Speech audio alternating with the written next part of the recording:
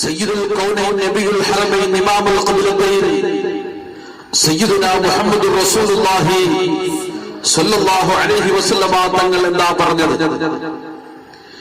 അസ്ഹാബി കന്നുജൂം ബിഅയ്യിഹിം ഇഖ്തദൈതും ഇഹ്തദൈതും. എന്റെ സ്വഹാബാക്കൾ നക്ഷത്ര തുല്യരാണ്. ആ സ്വഹാബാക്കൾ ആരെ നിങ്ങൾ പിന്തുടർന്നാലും നിങ്ങൾ ശരിയായ വഴിയിലേക്ക്, ലക്ഷ്യത്തിലേക്ക്, വിജയത്തിലേക്ക് എത്തിച്ചേരുമെന്ന് അല്ലാഹുവിന്റെ റസൂൽ സല്ലല്ലാഹു അലൈഹി വസല്ലമ തങ്ങൾ ലോകത്തോട് പറയുകയുണ്ടായി. സ്വഹാബാക്കളുടെ മഹത്വം എന്താണ്? സ്വഹാബാക്കളുടെ പ്രത്യേകത എന്താണ്? അവർ സാഹിദീങ്ങളായിരുന്നല്ലോ. സ്വഹാബാക്കൾ വലിയ വലിയ കഴിവുള്ളവരായിരുന്നു. സ്വഹാബാക്കൾ ഹാജിമാരായിരുന്നു.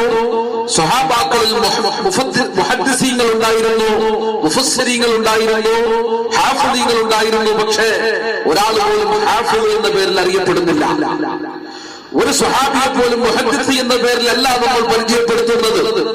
എല്ലാവരെയും പറയുന്ന പേര് സ്വഹാബി, സ്വഹാബി, സ്വഹാബി, സ്വഹാബി എന്നാണ്. എന്തുകൊണ്ടാണ് അവർക്ക് ഈ ഗുണങ്ങൾ മുഴുവനും നേടിക്കൊടുത്തത്?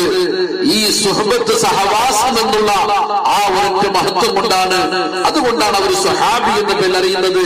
ഇതിനേക്കാൾ, സാഹിബിനേക്കാൾ, ആരിഫിനേക്കാൾ, ഔലിയാക്കളെക്കാൾ, എല്ലാ ദർജയേക്കാളും ഏറ്റവും ഉന്നതമായ പദവിയാണ് ഈ സ്വഹാബി എന്നുള്ള പദവി എന്നുള്ള തിരിച്ചറിവാണ് അവരെ സ്വഹാബി എന്ന് വിളിക്കുന്നതിന് നമ്മളെ പ്രേരിപ്പിച്ചിരിക്കുന്നത്.